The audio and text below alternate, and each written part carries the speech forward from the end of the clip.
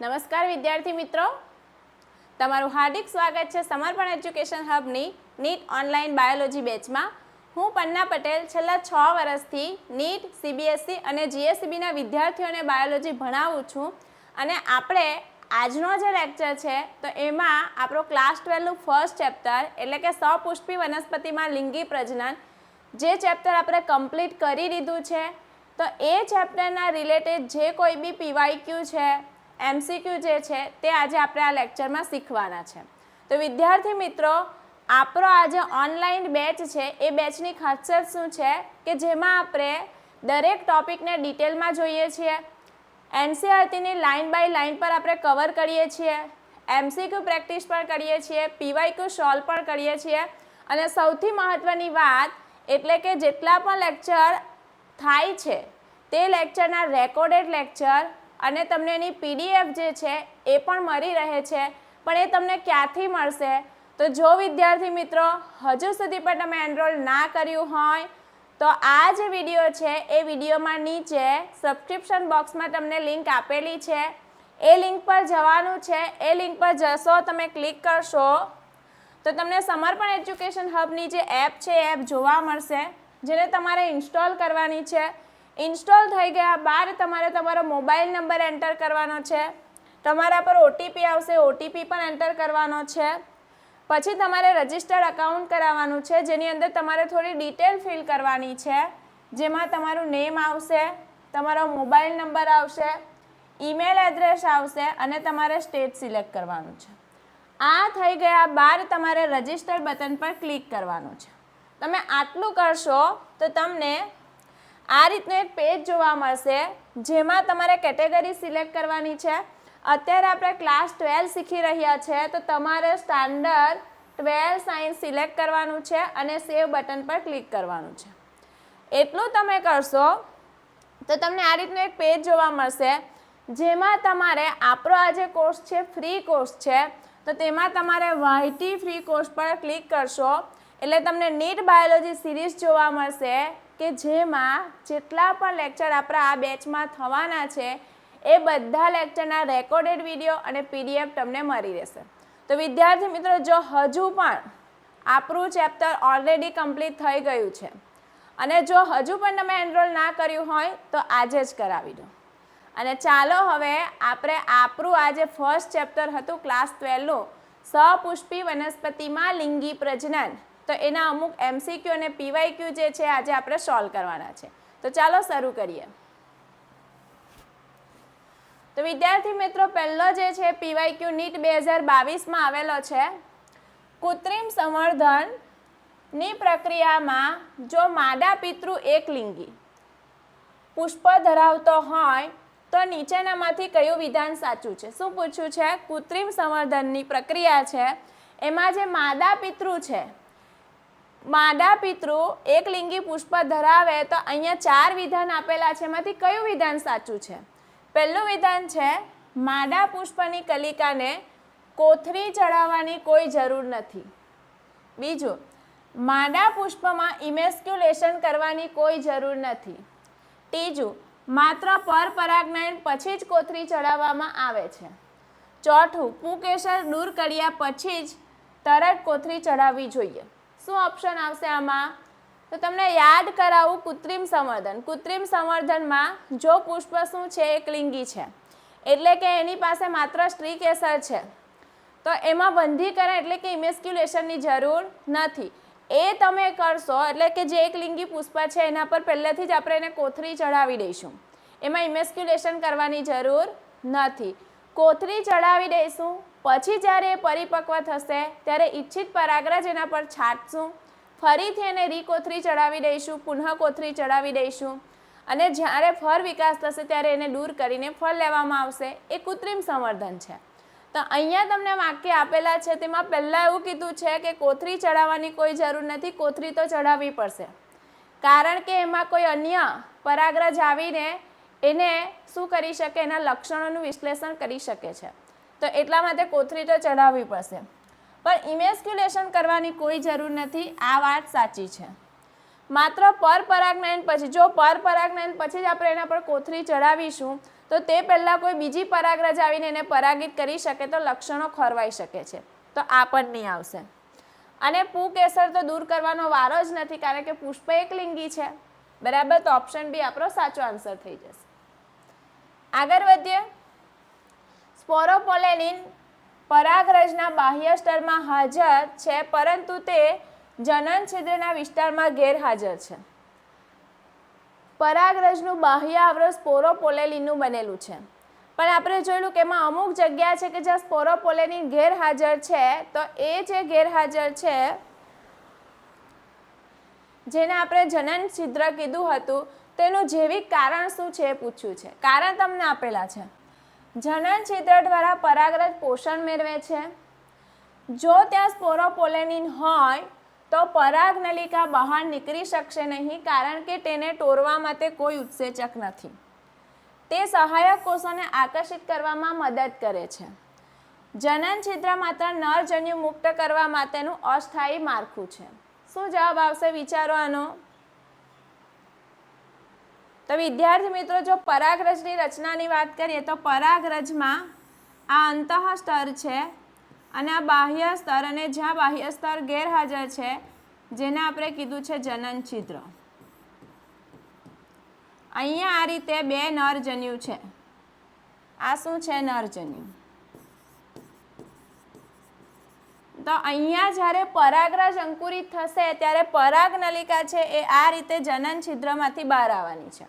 તો વિદ્યાર્થી મિત્રો, આપણને એક વસ્તુ બીજું પણ ખબર છે કે સ્પોરોપોલેનિન ખૂબ જ પ્રતિરોધક કાર્બનિક દ્રવ્ય છે, જેને જલદ એસિડ બેઝ અવનત નથી કરી શકતા, એને કોઈ ઉત્સેચક અવનત નથી કરી શકતો.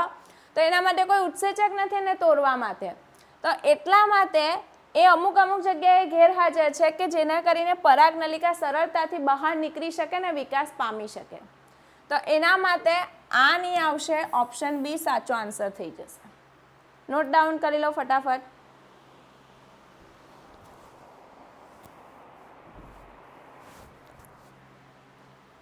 ચલો આગળ વધીએ છીએ. પરાગ સ્ત્રીકેસર આંતરક્રિયાના સંદર્ભમાં નીચેનામાંથી કયું વિધાન અસત્ય છે, એટલે કે ખોટું છે? સ્ત્રીકેસર પાસે પરાગરજને ઓળખવાની ક્ષમતા હોય છે.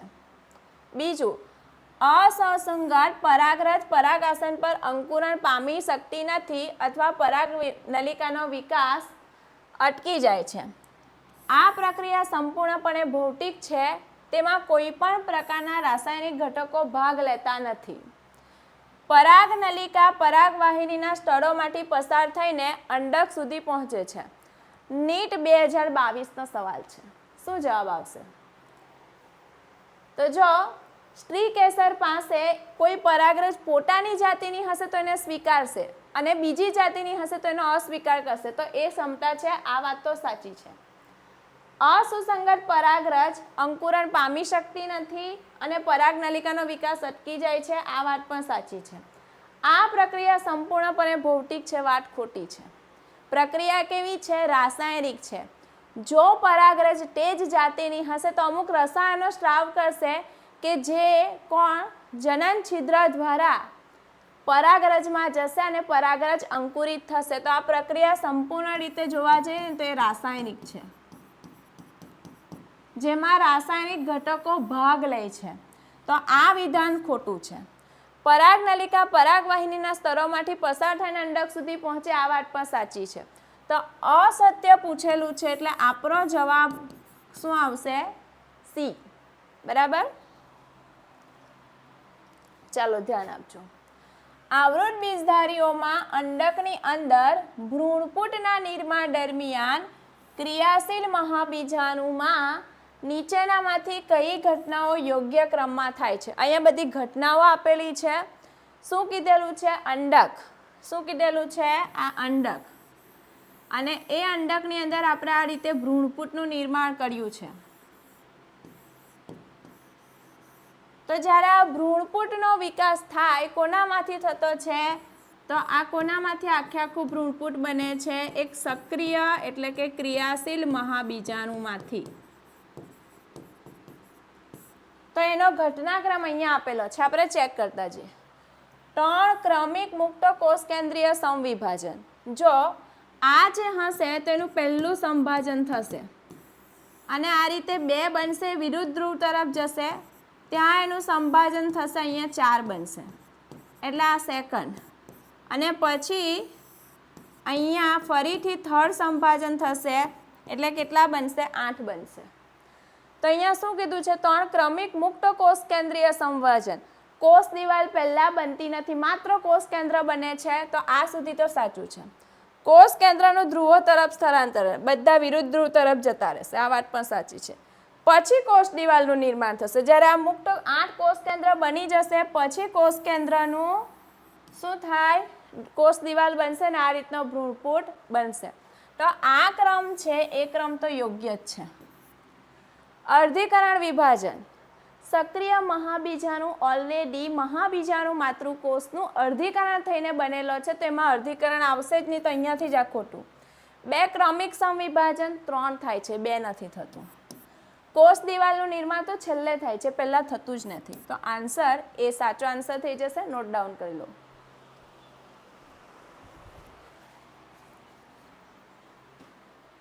નીટ 2024નો સવાલ હતો. ચલો આગળ જોઈએ. આપેલ વિધાનો વાંચો અને સાચો વિકલ્પ પસંદ કરો. વિધાન શું છે? અંડક એ જરાયુ સાથે અંડક નાળ કહેવાતા દંડ દ્વારા જોડાય છે. અંડક નાળ એ અંડક અને બીજ કેન્દ્ર વચ્ચેનું જોડાણ સ્થાન છે. દરેક અંડક 1 અથવા 2 રક્ષણાત્મક આવરણો ધરાવે છે, જેને અંડાવરણો કહેવામાં આવે છે. અંડકના ટોચ પર એક નાનું છિદ્ર જોવા મળે છે, જેને બીજ છિદ્ર કહે છે. શું આનો સાચો આન્સર શું છે? સાચો જવાબ શું છે? અંડક એ જરાયુ સાથે અંડક નાળ કહેવાતા દંડથી જોડાય. જો અહીંયા આપણે વાત કરીએ તો આ સ્ત્રીકેસર અને આ અંડક, એની ફરતે 2 અંડાવરણ, અહીંયા છે જરાયુ, આ છે અંડક. તો એ અંડક અને એને જે જોડે એને કહેવાય અંડક નાળ. તો પહેલું વાક્ય તો સાચું છે કે અંડક એ જરાયુ સાથે અંડક નાળ કહેવાતા દંડ દ્વારા જોડાય છે. અંડક એ અંડક અને બીજ કેન્દ્ર વચ્ચેનું અંડક નાળ, આ જે ભાગ છે જ્યાં અંડક અને અંડક નાળ જોડાય એને કહેવાય બીજ કેન્દ્ર. અહીંયા શું કીધું છે? અંડક નાળ એ અંડક અને બીજ કેન્દ્ર, અહીંયા નથી. બીજ કેન્દ્ર એ અંડક અને અંડક નાળ વચ્ચેનું કેન્દ્ર છે. તો આ ખોટું થઈ જશે. દરેક અંડક 1 અથવા 2 રક્ષણાત્મક અંડાવરણો ધરાવે છે. આ આવરણો છે અંડાવરણો છે ને એ 2 હશે. તો આ વાત સાચી છે. અંડકના ટોચ પર એક નાનું છિદ્ર જોવા મળે, એને આપણે કહીશું અંડક છિદ્ર, એને બીજ છિદ્ર નથી કહેતા. તો આ પણ ખોટું છે. ઓપ્શન જોઈએ કે એ અને સી કોનામાં છે. તો અહીંયા ઓપ્શન એ સાચો થઈ જશે. આ બધા ઓપ્શન છે જે કેવા છે? ખોટા છે. નોટ ડાઉન કરી લો ફટાફટ.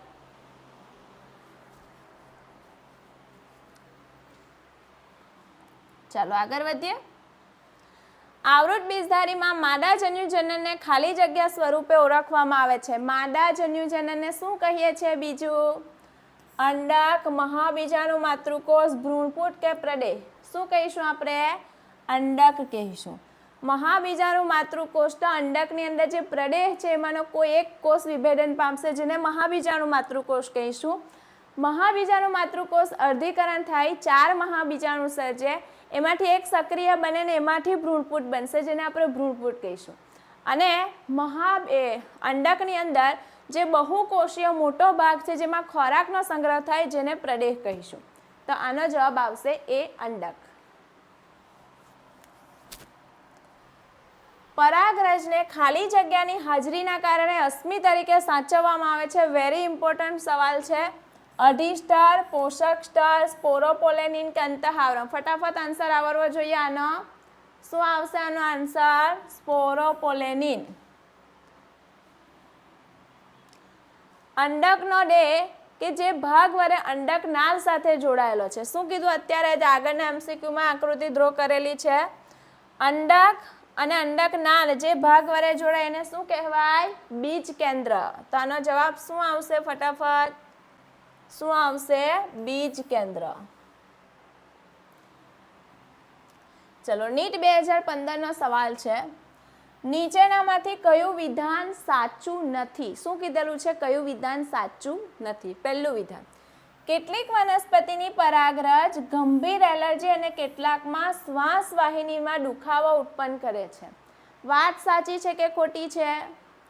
શું શીખેલા આપણે પરાગરજની એલર્જીમાં કે અમુક ખાસ કરીને આપણે ગાજર ઘાસની વાત કરેલી કે જે તીવ્ર એલર્જી પ્રેરે છે, તો એટલા માટે આ વાત તો સાચી છે. શ્વાસ વાહિની દુખાવામાં આપણે અસ્થમા જોયેલું, બ્રોન્કાઇટિસ જેવા રોગો થાય છે એ પણ વાત કરી હતી. માખી અને ભમરા દ્વારા પરાગિત પુષ્પ દુર્ગંધ ઉત્પન્ન કરે છે જે તેમને આકર્ષે છે, આ વાત પણ સાચી છે. ફૂલોમાંથી સંગ્રહિત પરાગરજના પાચન દ્વારા મધમાખી મધ બનાવે છે, આ વાત સાચી છે કે ખોટી છે? કોણ કહેશે? તો વિદ્યાર્થી મિત્રો, ફૂલોમાં મધુરસ અને પરાગરજ એ કોણ લેતું હોય છે? એ મધમાખી લેતી હોય. પણ એમાં મધ બનાવવામાં મુખ્ય ફાળો જે છે એ પરાગરજનો નથી પણ મધુરસનો છે, એટલા માટે આ વિધાન ખોટું છે. પરાગરજ પોષક તત્વથી સમૃદ્ધ હોય છે, તેની ટીકરી અને શરબતના રૂપમાં વાપરી શકાય છે, આ વાત સાચી છે. તો અહીંયા આપણો સાચો આન્સર શું થઈ જશે? ઓપ્શન સી, કારણ કે આ જ વિધાન એવું છે કે જે સાચું નથી. નીચેનામાંથી ખાલી જગ્યા કુરોમાં પરાગરજ મહિનાઓ સુધી જીવંત હોય છે. મેં નોટ ડાઉન કરવા કીધેલું, મેં હાઇલાઇટ કરવા કીધેલું. આનો આન્સર ફટાફટ આવડવો જોઈએ. ચાલો આન્સર આપો. આનો શું આવી શકે? સોલેનેસી, પોએસી, લિલિએસી. કયું કુર હતું? તો યાદ કરો, સોલેનેસી, રોઝેસી અને લેગ્યુમિનોસી.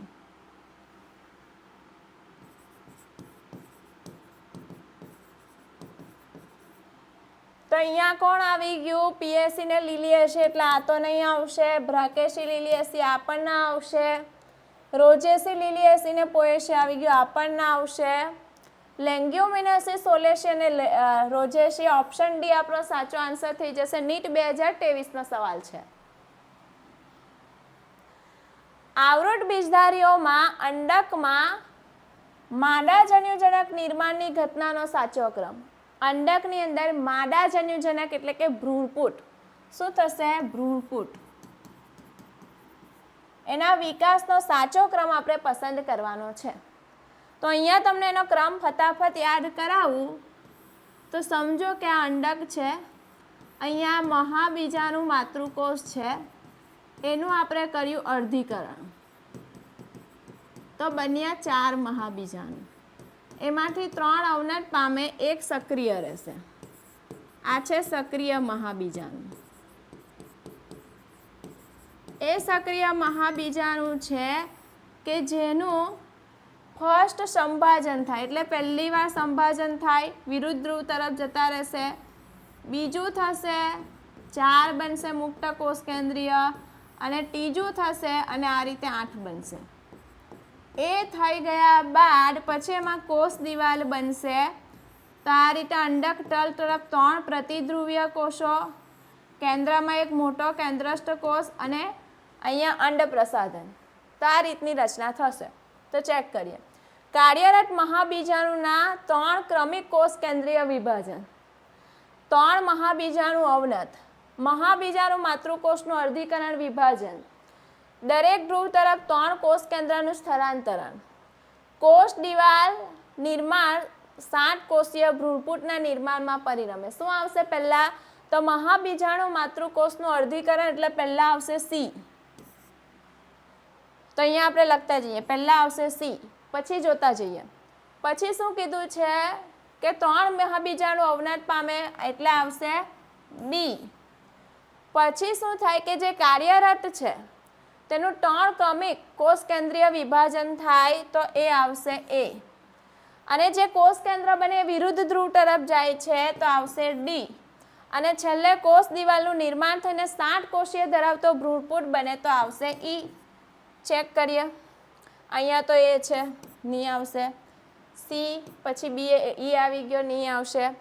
બી આવી ગયો, ની આવશે. સી છે, બી છે, એ છે અને ડી છે. ઓપ્શન ડી આપણો સાચો આન્સર થશે. નીટ 2023નો સવાલ છે, નોટ ડાઉન કરો.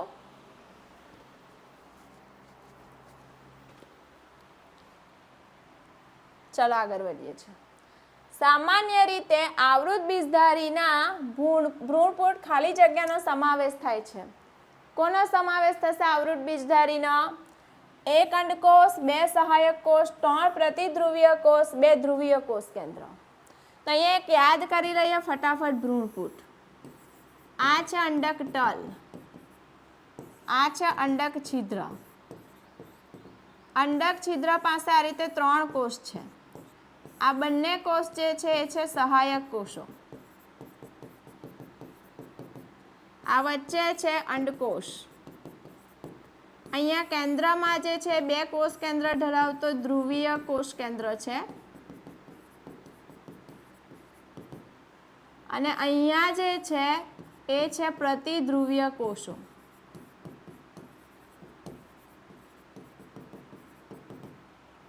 અને ચાલો હવે ચેક કરીએ. 1 અંડકોષ, 2 સહાયક કોષ, 3 પ્રતિધ્રુવીય કોષ ને 2 ધ્રુવીય કોષ કેન્દ્ર. આ વાત તો સાચી છે. તો પણ આપણે બીજા ચેક કરશું. 1 અંડકોષ, 2 સહાયક કોષ, 2 પ્રતિધ્રુવીય કોષની 3 છે, આ નહીં આવશે. 1 અંડકોષ, 3 સહાયક કોષ, આ નહીં આવશે. 1 અંડકોષ, 2 સહાયક કોષ, 2 પ્રતિધ્રુવીય કોષ, આ પણ નહીં આવશે. ઓપ્શન એ સાચો આન્સર થઈ જશે.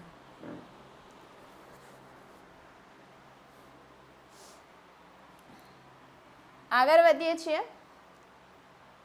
આવૃત બીજધારીમાં ફલન થયેલ ભ્રૂણપુટમાં એકકીય, દ્વિકીય અને ત્રિકીય રચનાઓ અનુક્રમે શું છે? ફલન બાદ ભ્રૂણપુટની શું હાલત છે તે પૂછેલું છે.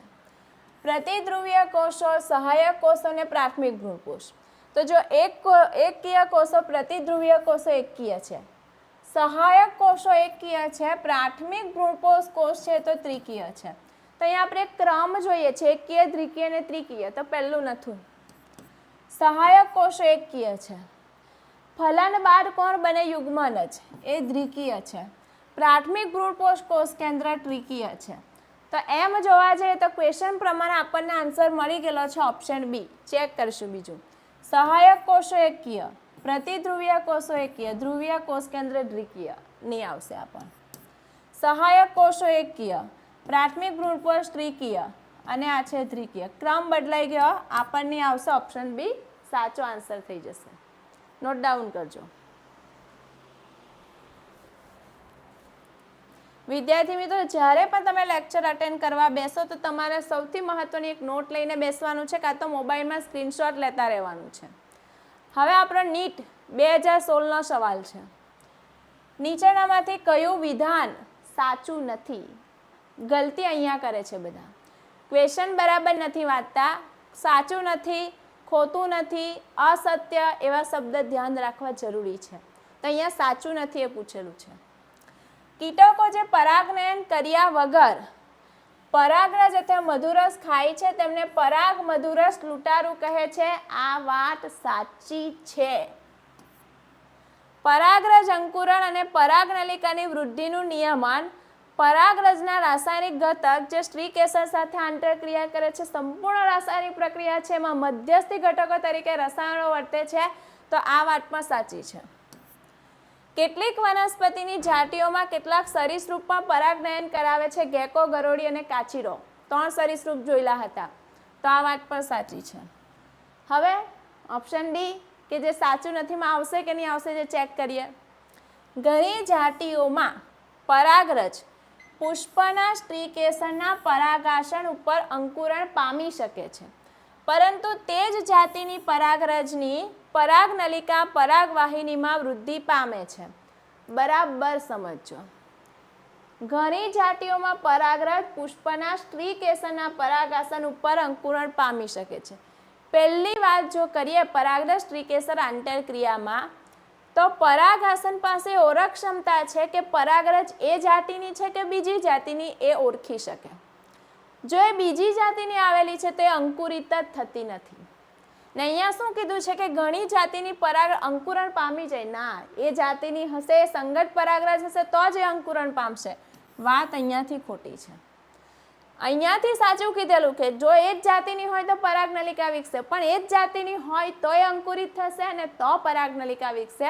એટલે અહીંયા આન્સર આપણો ડી થશે. આ વિધાન સાચું નથી.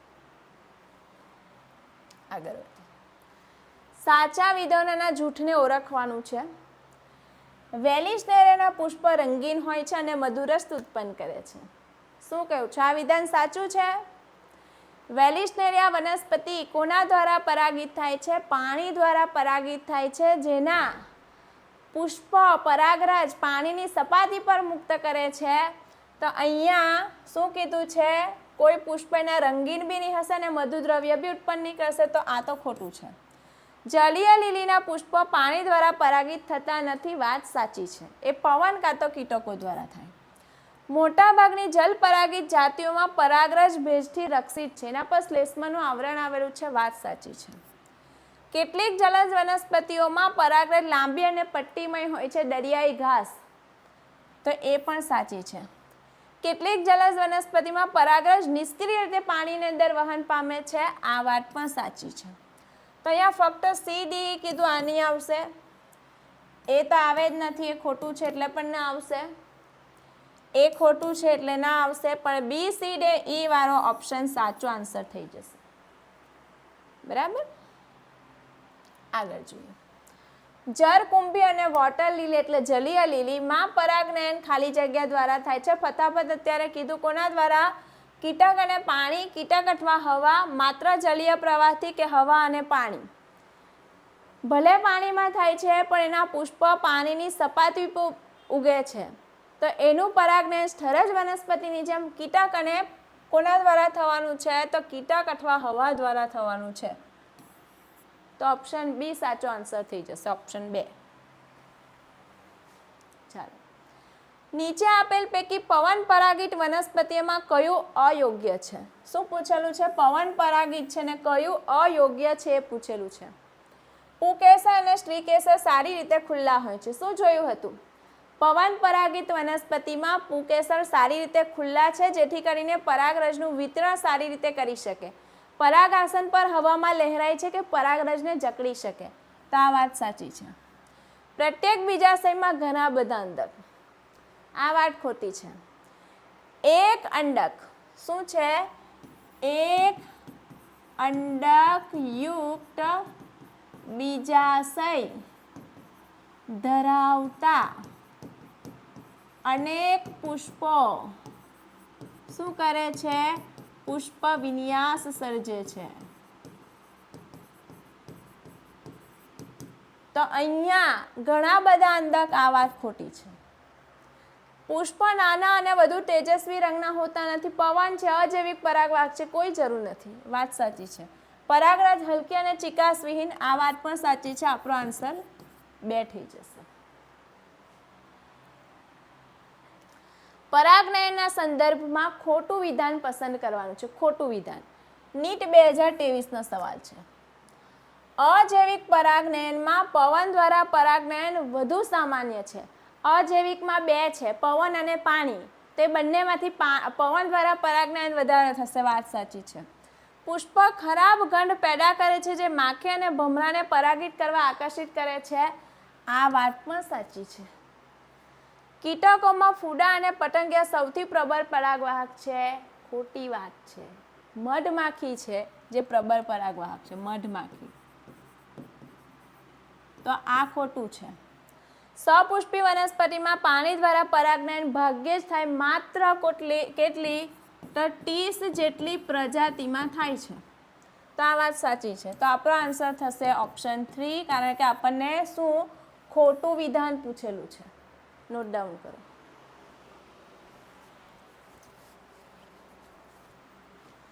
આગળ વધીએ છીએ. નીટ 2023નો સવાલ છે. આપેલી આકૃતિમાં તે સાચા વર્ણનને ઓળખો. પવન પરાગિત વનસ્પતિના પુષ્પ વિન્યાસ, જેના પુષ્પના પુકેસર ખૂબ સારી રીતે ખુલ્લા થયેલા દર્શાવે છે. જલ પરાગિત પુષ્પ, જેના પર પુકેસરો શ્લેષ્મથી આવૃત છે. સૌનૃત પુષ્પ, જે સ્વફલન દર્શાવે છે. સઘન પુષ્પ વિન્યાસ, જે સંપૂર્ણ સ્વફલન દર્શાવે છે. કોની આકૃતિ છે? તો પવન પરાગિત વનસ્પતિ કઈ છે? મકાઈનો ડોડો, કે જેના પુકેસર કેવા છે? ખુલ્લા છે. કેવા છે? ખુલ્લા છે. તો અહીંયા પવન પરાગિત વનસ્પતિનો પુષ્પ વિન્યાસ જેના પુકેસરો ખૂબ સારી રીતે ખુલ્લા થયેલા દર્શાવે છે. પહેલો ઓપ્શન સાચો થશે. જલ પરાગિત પુષ્પ નથી, સંવૃત પુષ્પ બી નથી અને સઘન પુષ્પ વિન્યાસ સંપૂર્ણ સ્વફલન દર્શાવે. આ આકૃતિ સાથે આ 3 મેચ નથી થતા, પહેલું મેચ થાય છે એટલે આન્સર આપણો 1 થઈ જશે. ચલો, મોટા રંગબેરંગી સુગંધીદાર અને મધુરસયુક્ત પુષ્પ જોવા મળે છે કોની અંદર? પક્ષી પરાગિત વનસ્પતિમાં, પવન પરાગિત વનસ્પતિમાં, ચામાચીડીઓથી પરાગિત વનસ્પતિમાં કે કીટ પરાગિત વનસ્પતિમાં? કીટકોને બોલાવવાના છે પરાગનયન માટે, તો રંગબેરંગી સુગંધી અને મધુદ્રવ્યયુક્ત ઓપ્શન 4 સાચો થશે. જો પક્ષીથી પરાગિત હશે તો એ પુષ્પ કેવા હશે? મોટા અને ચમકદાર, અને એમાં મોટા પ્રમાણમાં શું છે? મધુદ્રવ્ય, મધુરસ વધારે હશે. પવન પરાગિત છે તો એ તો રંગહીન જ છે અને ગંધહીન જ છે. ચામાચીડિયાથી પરાગિત પુષ્પ હશે તો એ પણ રંગહીન છે, રંગવિહીન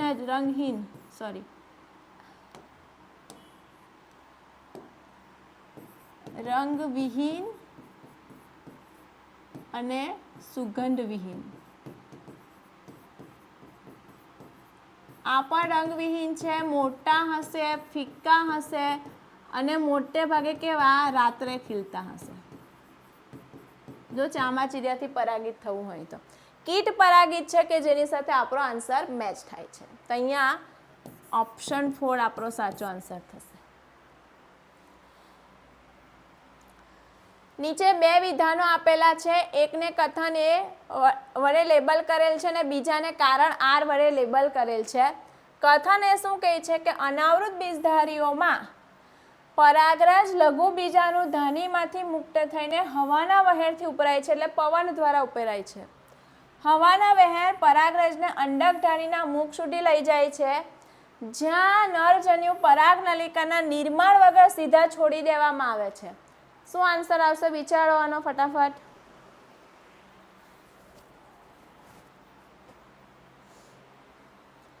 તો જો અનાવૃત બીજધારીમાં પરાગરજ લઘુ બીજાણુ ધાનીમાંથી મુક્ત થઈને પવનમાં એ વિતરણ પામશે, હવામાં વિતરણ પામશે. કથન સાચું છે. હવાના એ અંડકધાનીના મુખ સુધી આવશે, ત્યાં એ પરાગરજ અંકુરિત થશે અને પરાગનલિકાનો વિકાસ પામશે અને પછી નરજન્યુ ત્યાં પહોંચશે, એટલે આ વાત ખોટી છે. તો અહીંયા જોવા જઈએ તો આ બંને સાચા છે, નહીં આવશે. એ સાચું છે, એ સાચું નથી. ઓપ્શન બી સાચો છે, એ તો સાચું છે. એ અને બંને સાચા છે, તો અહીંયા આન્સર આપશો ઓપ્શન બી થઈ જશે. પરાગનયન દરમિયાન જ્યારે એક વનસ્પતિના પરાગાશયમાંથી પરાગરજ અન્ય વનસ્પતિના પરાગાસન પર સ્થાપન થાય છે. એક વનસ્પતિના પરાગાશયમાંથી પરાગરજ અન્ય વનસ્પતિના પરાગાસન પર સ્થાપિત થાય છે અને આમ પરાગાસન જનીનિક ભિન્નતા ધરાવતી પરાગરજ સ્થાપિત થાય છે, તેના માટે આ શબ્દનો ઉપયોગ થાય. પરવશ, ગેટેનોગેમી, સંવૃત્તા કે હવાઈ પુષ્પ? શું આવશે? ઝેનોગેમી. બંને જાતિ એક છે, વનસ્પતિ અલગ અલગ છે, જનીનિક ભિન્નતા ધરાવતી પરાગરજ આવશે અને એ માત્ર એવું પરાગનયન છે કે જેમાં જનીનિક ભિન્નતા સર્જાય છે, તો અહીંયા પરવશ અને ઝેનોગેમી. ગેટેનોગેમીમાં વનસ્પતિ એક જ છે, એક પુષ્પ પરથી અન્ય પુષ્પ પર ખાલી પરાગરજ જશે. સંવૃત્તામાં પુષ્પ હંમેશા બંધ છે, હવાઈ પુષ્પ હંમેશા ખુલ્લા છે, તો એના આન્સર આવશે 1. એક જ વનસ્પતિમાં પરાગરજનું પરાગાશયથી અન્ય પુષ્પના પરાગાસન પર વહન થાય. એક જ વનસ્પતિના પરાગરજનું પરાગાશયમાંથી અન્ય પુષ્પ પર, વનસ્પતિ એક જ છે, શું કહેવાય? ગેટેનોગેમિક, ઝેનોગેમી, ઓટોગેમી કે ક્લસ્ટોગેમી? શું આવશે? ગેટેનોગેમી. ચલો આગળ વધીએ. વિધાન આપેલા છે, શું કહે છે પહેલું વિધાન?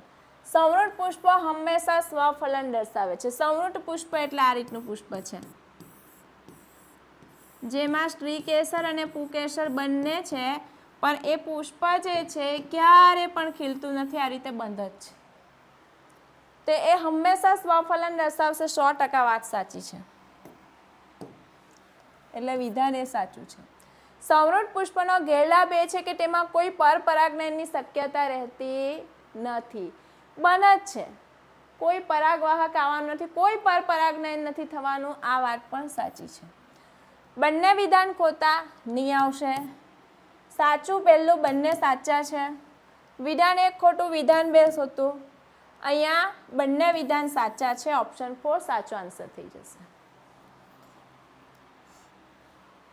નીચેનામાંથી કયું વિધાન ખોટું છે? જામફળ એ માંસલ ફળ છે, રાય એ શુષ્ક ફળ છે. ચલો આ બે વિધાન પહેલા તો સાચા કે ખોટા એ નક્કી કરો.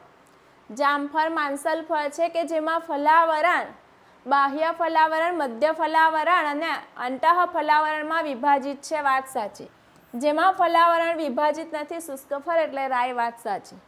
કાજુ એ અસંયોગી જનન દ્વારા ઉત્પન્ન થાય છે, વાત ખોટી. અસંયોગી જનન એટલે ફલન વગર બીજનું નિર્માણ, અને અસંયોગી જનન ફલન વગર જો ફળ નિર્માણ પામે તેને અફલિત ફળ કહેવાય. અને જે અફલિત ફળ છે તો એ અફલિત ફળનું ઉદાહરણ ખાસ તો કેળા યાદ રાખવાનું. કાજુ શું છે? એ તો કૂટફળ છે. શું છે? કૂટફળ છે. કૂટફળમાં શું હશે? બીજાશય તો ફળમાં ભાગ લેશે જ, પણ એની સાથે પુષ્પાસન પણ ભાગ લેશે, અને આ બંને થઈને ફળ વિકાસ થશે.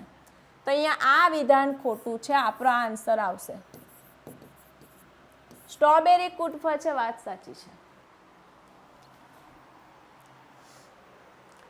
આવૃત બીજધારણીનું પુખ્ત ભ્રૂણપુટ શું છે? પુખ્ત ભ્રૂણપુટ. કેટલા કોષ કેન્દ્ર? આંખ બંધ કરીને જવાબ આવવો જોઈએ. 8 કોષ કેન્દ્ર અને 7 કોષ. તો અહીંયા પહેલો જ આન્સર કંઈક એવો દેખાય છે, બરાબર.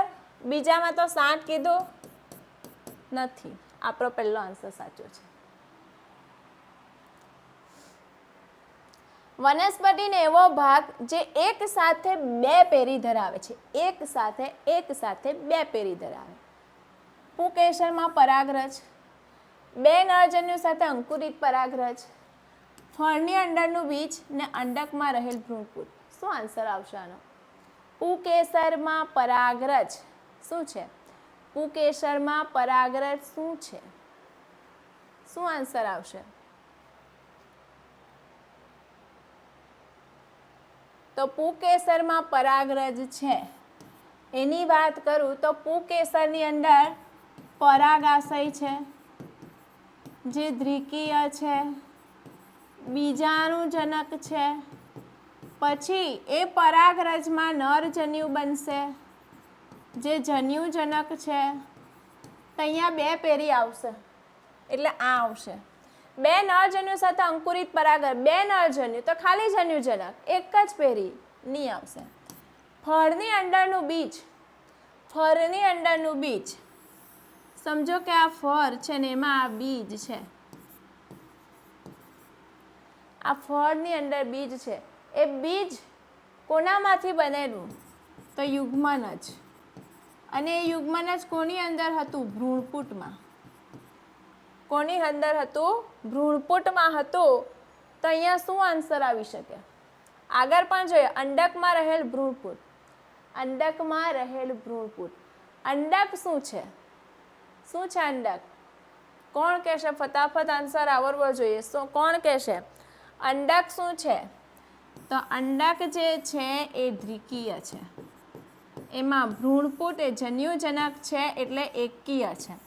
તો અહીંયા પણ 2 અવસ્થા છે, પણ અહીંયા ફળની અંદરનું બીજ, આ પણ દ્વિકીય, એની અંદર ભ્રૂણ બનેલો છે, એ પણ દ્વિકીય, અને ફળ જે છે એ પણ દ્વિકીય છે. તો અહીંયા જવાબ આપણો એ અને ડી આવશે. તો અહીંયા ઓપ્શન 1 આપણો સાચો આન્સર થઈ જશે. કેટલીક વનસ્પતિમાં માદાજન્યુજનક એ ફલન વગર બીજમાં વિકાસ પામે છે. આ ઘટનાને શું કહેવાય? માદાજન્યુજનક ફલન વગર બીજમાં નિર્માણ પામે છે. નીટ 2019નો સવાલ શું છે? સ્વફલન, અફલિતતા, સંયુગ્મન અને અસંયોગી જનન. શું કીધું છે ખાસ સમજજો. કોનું નિર્માણ થાય છે? બીજનું. જો ફલન વગર ફળનું નિર્માણ થાય તો એ અફલિત ફળ કહેવાય. જો ફલન વગર બીજનું નિર્માણ થાય તો એને આપણે કહીશું અસંયોગી જનન. બરાબર. સપુષ્પી વનસ્પતિમાં ફલન બાદના વિકાસ માટે નીચેના પૈકી કયું છે? ફલન પછીનો વિકાસ થાય તો અહીંયા આપેલા છે એમાંથી શું ખોટું છે? ફલન બાદના વિકાસ માટે. ફલન બાદ બીજાશય ફળમાં ફેરવાય છે, વાત તો સાચી છે. ફલિતાંડ ભ્રૂણમાં પરિણમે, વાત તો સાચી છે. દ્વિકીય કોષ કેન્દ્રમાંથી ભ્રૂણપુષ્પ બને, આ વાત પણ સાચી છે. અંડકો ભ્રૂણપુટમાં પરિણમે, આ વાત ખોટી છે. અંડક બીજમાં પરિણમે. તો અહીંયા આન્સર આપણો ઓપ્શન 4 સાચો થઈ જશે. ચાલો, નીટ 2019 નરજન્યુઓ કે જે સહાયક કોષોમાં મુક્ત થાય પછી તેનું શું ભાવિ હોય છે? બે નર પરાગનલિકા આવે, તંતુમય પ્રસાધન એને બોલાવે, સહાયક નલિકા કોષોમાં મુક્ત થાય પછી એનું ભવિષ્ય શું છે એમ પૂછ્યું. એક અંડકોષ સાથે જોડાય છે, એ વાત તો સાચી છે. અન્ય એક સહાયક કોષમાં અવનર પામે છે, નથી થતું એ વસ્તુ, એટલે અહીંયા ખોટું થઈ ગયું. બધા અંડકોષ સાથે મિલન પામે, ખાલી અંડકોષ જ એક જ છે તો બે નરજન્યુ કેવી રીતે એની સાથે જોડાવાના? એક અંડકોષ સાથે મિલન પામે છે, વાત સાચી છે. અન્ય સહાયક કોષ કેન્દ્રના કોષ સાથે મિલન પામે, એ વાત પણ ખોટી છે. એક અંડકોષ સાથે મિલન પામે, વાત સાચી છે. અન્ય દ્વિકીય કોષ કેન્દ્ર સાથે મિલન પામે અને પ્રાથમિક ભ્રૂણપોષ કોષનું નિર્માણ કરે, વાત સાચી છે. તો અહીંયા આપણો ઓપ્શન 4 સાચો આન્સર થઈ જશે. બેવરૂ ફલન એટલે શું? આંખ બંધ કરીને આનો આન્સર આવડવો જોઈએ. પરાગનલિકાના બે નરજન્યુઓ બે જુદા અંડકો સાથે જોડાવું. અંડકની અંદર ભ્રૂણપૂત છે, જ્યાં જોડાણ થાય છે, જ્યાં ફલન થાય છે, તો અહીંયા અંડકો બે જુદા અંડક સાથે જોડાવાનો તો કોઈ સવાલ જ નથી. એક નરજન્યુનું બે ધ્રુવીય કોષ કેન્દ્ર સાથે જોડાય, એ ત્રિકીય જોડાણ થાય. પણ અહીંયા માત્ર એક જોડાણ કીધું એટલે બેવરું નથી. બે નરજન્યુ એક અંડક સાથે જોડાય, નથી થતું આવું કંઈ. સંયુગ્મન અને ત્રિકીય, એક નરજન્યુ એક અંડકોષ એટલે સંયુગ્મન, એક નરજન્યુ બે ધ્રુવીય કોષ કેન્દ્ર એટલે ત્રિકીય જોડાણ, તેને આપણે બેવરું ફલન કહીશું.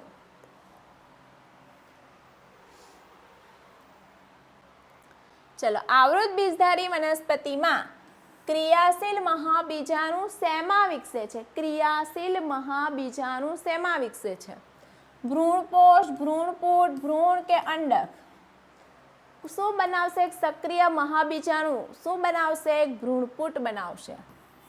બરાબર. તો ભ્રૂણપોષ નહીં આવશે, ભ્રૂણપણ નહીં આવશે અને અંડક પણ નહીં આવશે.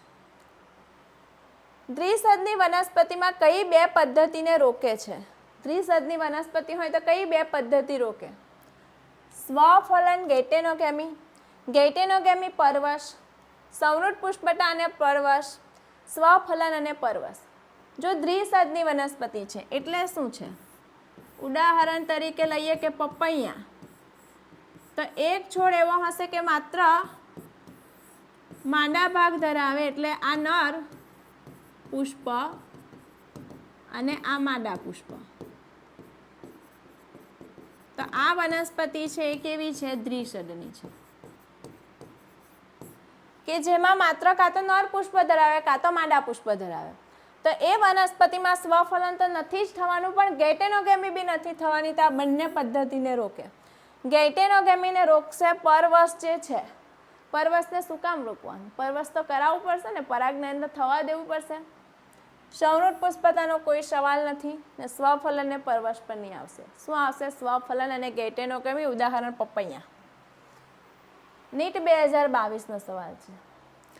જો વૈજ્ઞાનિકો એપોમિક્ટિક જનીનને પાકની સંકર જાતમાં દાખલ કરે, એપોમિક્ટિક જનન એટલે અસંયોગી જનન જે આવે તે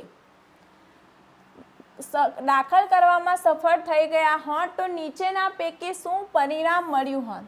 એપોમિક્ટિક જનીન એટલે અસંયોગી જનનની વાત કરેલી છે. જો આ અસંયોગી જનનને જે સંકર જાત છે એ એની અંદર જનીન દાખલ કર્યું તો શું પરિણામ મળી શકેલું હોત એ પૂછેલું છે.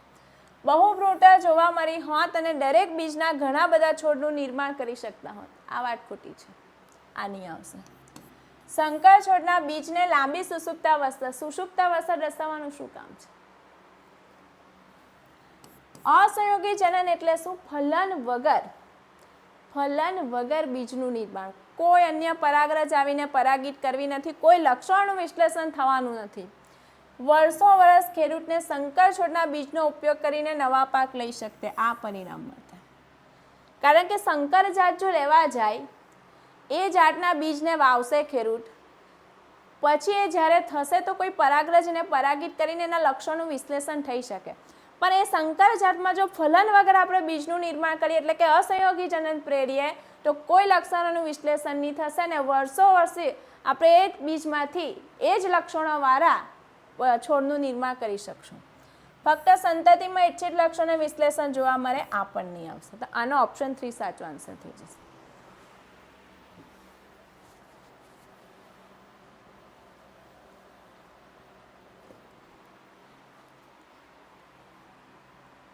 આગળ વધીએ છીએ. એક લાક્ષણિક આવૃત બીજધારી વનસ્પતિમાં ભ્રૂણપુટના વિકાસ દરમિયાન કોષ કેન્દ્રીય વિભાજન પછી કોષ દિવાલનું નિર્માણ તરત જ થતું નથી. ભ્રૂણપુટ બની ગયો પછી કોષ કેન્દ્રીય વિભાજન ભ્રૂણપુટ બને છે, જેમાં કોષ કેન્દ્રીય વિભાજન એટલે કોષ કેન્દ્ર બને પણ પછી કોષ દિવાલનું નિર્માણ થતું નથી. તો કયા પ્રકારનો વિકાસ? મોનોસ્પોરિક, બાયસ્પોરિક, એન્ડોસ્પર્મિક કે ફ્રી ન્યુક્લિયર મુક્ત કોષ કેન્દ્રી? શું કીધેલું છે? આવૃત બીજધારીમાં ભ્રૂણપુટના વિકાસ દરમિયાન, કોના વિકાસ દરમિયાન? ભ્રૂણપુટના વિકાસ દરમિયાન કોષ કેન્દ્રીય વિભાજન થાય પણ કોષ દિવાલ નથી બનતા, તો એને મુક્ત કોષ કેન્દ્રીય કહીશું. મોનોસ્પોરિક એટલે એક બીજાણુમાંથી ભ્રૂણપુટનો વિકાસ એને. બાયસ્પોરિક એટલે શું કીધેલું હતું?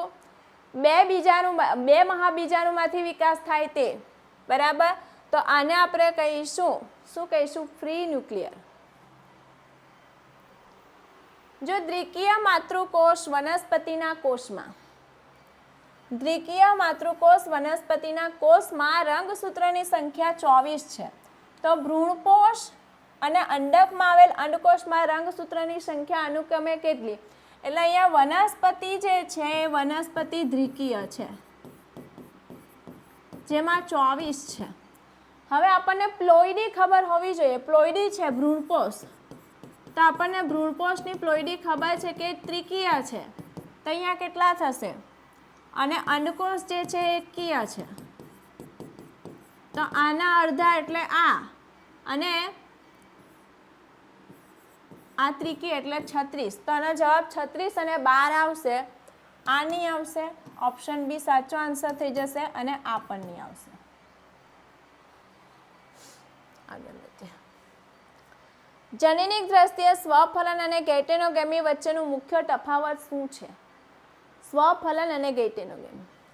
ઓટોગેમીમાં જો અહીંયા સ્વફલન એટલે ઓટોગેમી, એક જ પુષ્પના પરાગરજનું પરાગાસન પર સ્થાપન થાય છે. વાત તો સાચી છે. જ્યારે ગેઇટેનોગેમી એક જ વનસ્પતિમાં બે અલગ અલગ પુષ્પ વચ્ચે થાય છે. આ વાત પણ સાચી છે. ગેઇટેનોગેમી પરપરાગનયન એક પ્રકારનો પ્રકાર છે જેમાં કીટકોની જરૂર પડે છે, પરાગવાહકોની જરૂર પડે છે. જનીનિક દ્રષ્ટિએ સ્વફલન છે પણ પ્રકાર કયો છે? પરપરાગનયનનો છે. તો આ વાત બી સાચી છે. ગેઇટેનોગેમી જનીનિક દ્રષ્ટિએ સ્વફલન જેવું છે કારણ કે વનસ્પતિ એક જ છે. આ વાત પણ સાચી છે. હવે 3 અહીંયા સાચા છે, તો આપણે તો કોઈ એક જ પસંદ કરવાનું છે. કેવી રીતે? બધા સાચા. ઓપ્શન 4 આવશે. ચાલો, નીચેનામાંથી કયું વિધાન સ્વપરાગનયનને અટકાવવા માટે બાહ્ય સંવર્ધન પ્રયુક્તિની યોગ્ય રીતે વર્ણવે છે? બાહ્ય સંવર્ધન પ્રયુક્તિ. સ્ત્રી કેસર અને પુંકેસરની પરિપક્વ અલગ અલગ સમયે પરિપક્વ થશે, તેને ડાયકોગેમી કહીશું. વાત બરાબર છે. આ બાહ્ય સંવર્ધન પ્રયુક્તિ જ છે. પુંકેસર અને સ્ત્રી કેસર અલગ અલગ ઊંચાઈએ હશે તો પણ સ્વફલન અટકશે. આ વાત પણ સાચી જ છે. દ્વિલિંગી પુષ્પમાં પરાગરજ મુક્ત થાય તે પહેલા સ્ત્રી કેસર પરિપક્વ થાય. આ વાત પણ સાચી છે અને ડાયકોગેમીનો જ એક પ્રકાર છે. તો આ વાત પણ સાચી છે. હવે અહીંયા આપણી પાસે 4 છે, પણ આપણે તો કોઈ એક જ પસંદ કરવાનું છે. શું ઓપ્શન પસંદ કરશું? તો અહીંયા જો એ અને બી બંને સાચાવાળો આન્સર આપણે પસંદ કરશું, કારણ કે આ આનો જ પ્રકાર છે. બરાબર. તો આ રીતના એમસીક્યુ પણ પૂછાઈ શકે છે. અંડકના કયા ભાગમાં ભ્રૂણપૂટની ગોઠવણી થયેલ હોય છે? કયા ભાગમાં ભ્રૂણપૂટની ગોઠવણી થયેલ છે અને તેના અંડક છિદ્રીય ચહેરા તરફ કયા કોષો આવેલા હોય છે? શું છે? આ અંડક છે, આ અંડક છિદ્ર છે, આ બાકીનો ભાગ પ્રદેહ છે ને એ પ્રદેહમાં બનેલો છે ભ્રૂણપૂટ, ને અહીંયા આ અંડકોષ, આ અંડકોષ, આ બે સહાયક કોષ, અહીંયા એક વિશિષ્ટ પ્રકારનું સ્થૂલન જેને કહીશું તંતુમય પ્રસાધન, અને આખી રચના એને કહીશું અંડ પ્રસાધન. શું કીધું છે હવે જો? કયા ભાગમાં ભ્રૂણપૂટની ગોઠવણી થયેલ છે? પ્રદેહમાં. અને અંડક છિદ્રીય પાસે જે કયા કોષો આવેલા છે જેને કહીશું અંડકોષ પ્રસાધન, આનો આન્સર આ. અંડાવરણોમાં નથી, પ્રદેહમાં છે પણ દ્વિકીય કોષ કેન્દ્રમાં નથી, અંડક તલ તરફ નથી. આન્સર આપણો આ થશે. જો કઈ વનસ્પતિના ભ્રૂણપોષના કોષોમાં 36 રંગસૂત્ર હોય, કેટલા? 36, તો તેની પરાગરજના માતૃકોષમાં રંગસૂત્રની સંખ્યા કેટલી? ભ્રૂણપોષ છે એટલે એની પ્લોઈડી ખબર છે, દ્વિકીય, અને તેમાં 36 છે. પૂછેલું શું છે? પરાગરજના માતૃકોષમાં. માતૃકોષ કેવા છે? તો દ્વિકીય છે. તો આનું આ જે છે તો એના કરતાં કેટલું? દ્વિકીય. એટલે જો આપણે અહીંયા જોવા જઈએ તો એ 24 થશે, કારણ કે એકકીય હોય તો 12, તો આનો જવાબ આવશે 24. બરાબર. પ્લોઈડી તમને ખબર હોવી જરૂરી છે. તો વિદ્યાર્થી મિત્રો, આજે આપણું સંપૂર્ણ સપુષ્પી વનસ્પતિમાં લિંગી પ્રજનન ચેપ્ટર કમ્પ્લીટ કર્યું છે. આપણે વચ્ચે પણ એક લેક્ચરમાં નીટ એમસીક્યુ સોલ્વ કર્યા હતા. આજે આપણે પીવાયક્યુ પ્લસ અમુક એમસીક્યુ સોલ્વ કર્યા છે કે જેથી કરીને તમને આઈડિયા આવે કે કઈ રીતના ક્વેશ્ચન નીટમાં પૂછાઈ શકે અને તમે તૈયારી કરવામાં તમને મદદરૂપ થઈ શકે. તો વિદ્યાર્થી મિત્રો, આજે આપણે આટલું જ રાખીએ છીએ. હવે પછીના નેક્સ્ટ લેક્ચરમાં આપણે નવું ચેપ્ટર સ્ટાર્ટ કરવાના છે. જો હજુ તમે એનરોલ ના કર્યું હોય તો કરી લેજો. રેગ્યુલર લેક્ચર અટેન્ડ કરવાના છે, એનસીઆરટી વાંચવાની છે, ટેસ્ટ પણ કમ્પ્લીટ કરવાની છે, ડેલી એમસીક્યુ પ્રેક્ટિસ કરવાની છે. જો આ બધું કરવાની તમે કન્સિસ્ટન્સી જાળવશો તો નીટ ક્રેક કરવું તમારા માટે સરળ થઈ શકે છે. તો ચાલો વિદ્યાર્થી મિત્રો, હવે આપણે નેક્સ્ટ ચેપ્ટરના ફર્સ્ટ લેક્ચરમાં મળીશું. Thank you.